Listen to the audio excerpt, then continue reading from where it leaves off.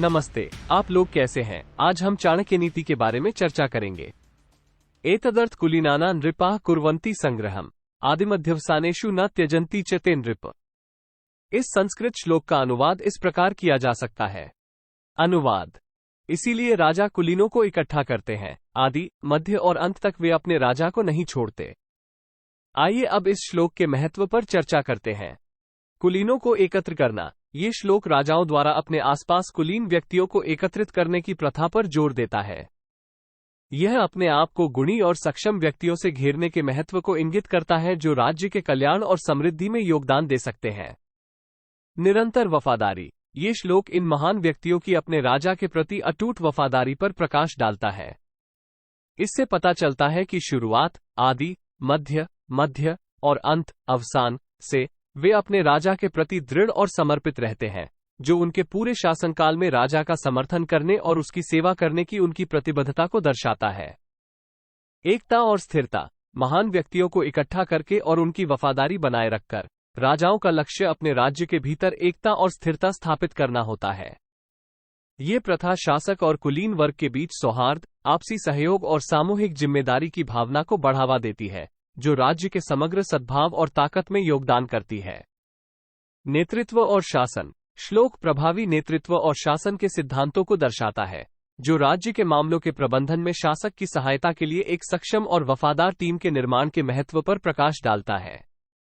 ये राज्य मामलों के प्रशासन में बुद्धिमान सलाह और सहयोग के महत्व को रेखांकित करता है। सांस्कृतिक और ऐतिहासिक संदर्भ। ये श्लोक प्राचीन भारतीय समाज के सांस्कृतिक और ऐतिहासिक संदर्भ को दर्शाता है, जहां राजशाही और राजशाही शासन के प्रचलित रूप थे। यह उस समय के दौरान राजत्व, नेतृत्व और अभिजात वर्ग से जुड़े मूल्यों और प्रथाओं को दर्शाता है। सार्वभौमिक सिद्धांत। ऐतिहासिक संदर्भ में निहित होने के बावजूद श्लोक का संदेश सार्वभौमिक महत्व रखता है। यह नेतृत्व, टीम वर्क और वफादारी के सिद्धांतों में अंतर्दृष्टि प्रदान करता है, जो विभिन्न संस्कृतियों और समय अवधि में प्रासंगिक हैं। संक्षेप में, इस श्लोक का महत्व राजत्व, नेतृत्व और शासन से जुड़ी प्रथाओं और मूल्यों पर इसके प्रतिबिंब में निहित है। ये किसी राज्य के प्रभावी प्रशासन और स्थिरता के लिए आवश्यक तत्वों के रूप में महान व्यक्तियों को इकट्ठा करने और उनकी वफादारी बनाए रखने के महत्व को रेखांकित करता है। ये संस्कृत श्लोक महत्वपूर्ण सांस्कृतिक और दार्शनिक निहितार्थ रखता है, विशेष रूप से नेतृत्व, शासन और सामाजिक सामंजस्य के संदर्भ में। नेतृत्व और शासन। श्लोक राजाओं के रूप में सक्षम नेतृत्व के महत्व को रेखांकित करता है, जो अपने चारों ओर कुलीन वर्ग को इकट्ठा करते हैं और बनाए रखते हैं। ये खुद को सक्षम और गुणी सलाहकारों के साथ घेरकर एक स्थिर और समृद्ध समाज बनाने में नेताओं की महत्वपूर्ण भूमिका पर प्रकाश डालता है। एकता और स्थिरता। महान व्यक्तियों को इकट्ठा करके राजाओं का लक्ष्य अपने राज्य के भीतर एकता और स्थिरता को बढ़ावा देना है। श्लोक बताता है कि कुलीन वर्ग का सहयोग और समर्थन समाज की एकजुटता और मजबूती में योगदान देता है, जिससे समय के साथ निरंतरता और प्रगति सुनिश्चित होती है। निरंतरता और वफादारी। श्लोक विभिन्न चरणों, शुरुआत, मध्य और अंत में अपने राजा के प्रति कुलीन वर्ग की स्थायी वफादारी पर जोर देता है। यह निष्ठा चुनौतीपूर्ण समय के दौरान भी प्रभावी शासन और स्थिरता की निरंतरता सुनिश्चित करती है, नेतृत्व में विश्वास और विश्वास को बढ़ावा देती है। सामाजिक पदानुक्रम और जिम्मेदारी। कुलीन वर्ग को इकट्ठा करने वाले राजाओं की अवधारणा पारंपरिक समाजों की पदानुक्रमित संरचना को दर्शाती है, जहां नेताओं से अपने विषयों के हितों और क्षेत्र के कल्याण को बनाए रखने की उम्मीद की जाती है। ये समाज की भलाई के प्रति शासक और कुलीन वर्ग के बीच पारस्परिक जिम्मेदारियों और दायित्वों का प्रतीक है। व्यवहारिक शासन। ये श्लोक सक्षम और वफादार सलाहकारों के साथ स्वयं को घेरने के महत्व पर प्रकाश डालकर प्रभावी शासन के लिए व्यवहारिक मार्गदर्शन प्रदान करता है। ये सुझाव देता है कि नेताओं को सूचित निर्णय लेने और समाज की जरूरतों को प्रभावी ढंग से संबोधित करने के लिए महान चरित्र और बुद्धिमान व्यक्तियों से सलाह लेनी चाहिए। दूसरा श्लोक। प्रलये भिन्न मर्यादा भवन्ति किल सागरा। सागरा भेदमिच्छति प्रलयेपि न सध्व। अनुवाद। प्रलय के दौरान सीमाएं टूट जाती हैं, वे कहते हैं, महासागर एक हो जाते हैं। जल प्रलय के दौरान भी महासागरों को विभाजित करने की इच्छा रखने वाले धर्मी लोग ऐसा नहीं कर सकते। आइए अब इस श्लोक के महत्व पर चर्चा करते हैं। रूपक निरूपण। श्लोक किसी विनाशकारी घटना या उथल पुथल का प्रतीक करने के लिए जल प्रलय, प्रलय या महान बाढ़ के रूपक का उपयोग करता है। इससे पता चलता है कि ऐसे समय में सीमाएं टूट जाती हैं, जो अराजकता और अव्यवस्था की स्थिति को दर्शाता है। एकता और विभाजन। ये श्लोक जलप्रलय के दौरान समुद्र, सागर की विरोधाभासी प्रकृति पर प्रकाश डालता है। जबकि महासागरों को एक होने के लिए कहा जाता है, जो एकता या एकता की स्थिति को दर्शाता है, वहीं उन्हें विभाजित करने की इच्छा भी है, जो विखंडन या कलह की प्रवृत्ति का सुझाव देती है। विभाजन की अप्रभाविता। महासागरों को विभाजित करने की इच्छा के बावजूद श्लोक बताता है कि जलप्रलय के दौरान भी धर्मी लोग, साधव, इस विभाजन को प्राप्त नहीं कर सकते हैं। इसका तात्पर्य यह है कि कलह या विभाजन के बीज बोने के प्रयास निरर्थक हैं, विशेषकर संकट के समय में जब एकता और सहयोग सर्वोपरि हैं। नैतिक चिंतन। ये श्लोक विभाजनकारी कार्यों की निरर्थकता और एकता और सहयोग के महत्व पर नैतिक चिंतन को प्रेरित करता है, विशेषकर प्रतिकूल परिस्थितियों में। ये सामाजिक सद्भाव और लचीलापन बनाए रखने में धार्मिकता और नैतिक अखंडता के मूल्य को रेखांकित करता है।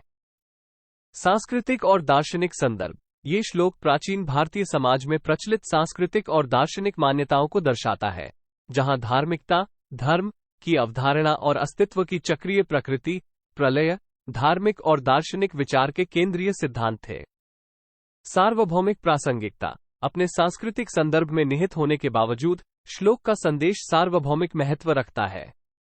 ये संकट या उथल पुथल के समय में एकता, लचीलापन और नैतिक अखंडता के महत्व के बारे में शाश्वत ज्ञान प्रदान करता है, जो विविध संस्कृतियों और संदर्भों पर लागू होता है।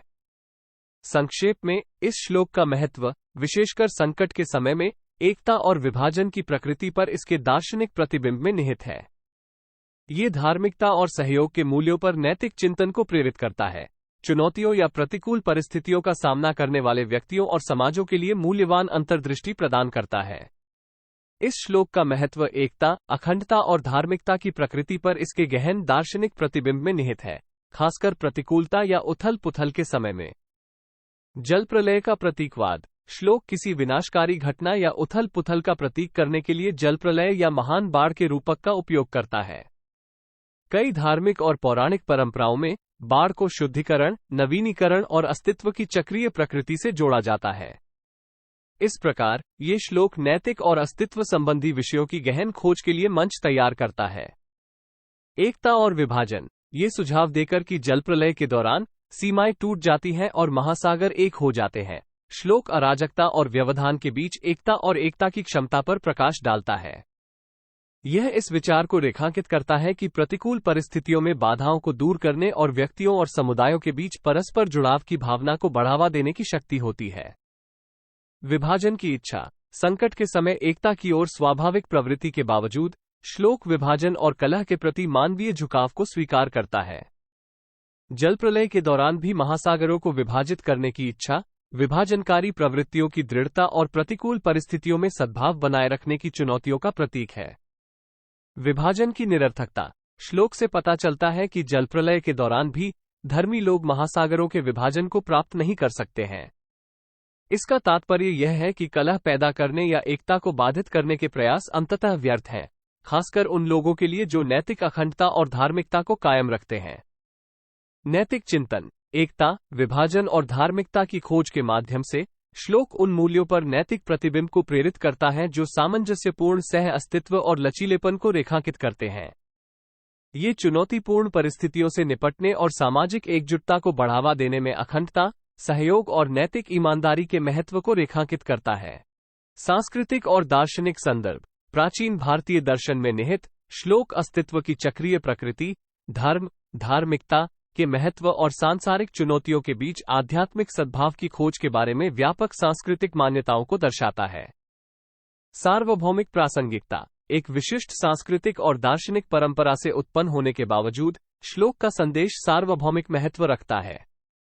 यह एकता, अखंडता और धार्मिकता के स्थायी सिद्धांतों के बारे में कालातीत ज्ञान प्रदान करता है जो विभिन्न संस्कृतियों, धर्मों और दार्शनिक दृष्टिकोणों पर लागू होते हैं। संक्षेप में, इस श्लोक का महत्व मानवीय स्थिति, नैतिक अखंडता और प्रतिकूल परिस्थितियों के बीच एकता की खोज पर गहन प्रतिबिंब में निहित है। यह नैतिक चिंतन को प्रोत्साहित करता है और उन शाश्वत मूल्यों को रेखांकित करता है जो सद्भाव, लचीलापन और आध्यात्मिक विकास को बढ़ावा देते हैं। मुझे आशा है कि आपको यह वीडियो पसंद आया होगा। यदि आपके पास कोई सुझाव है तो कृपया नीचे कमेंट करें।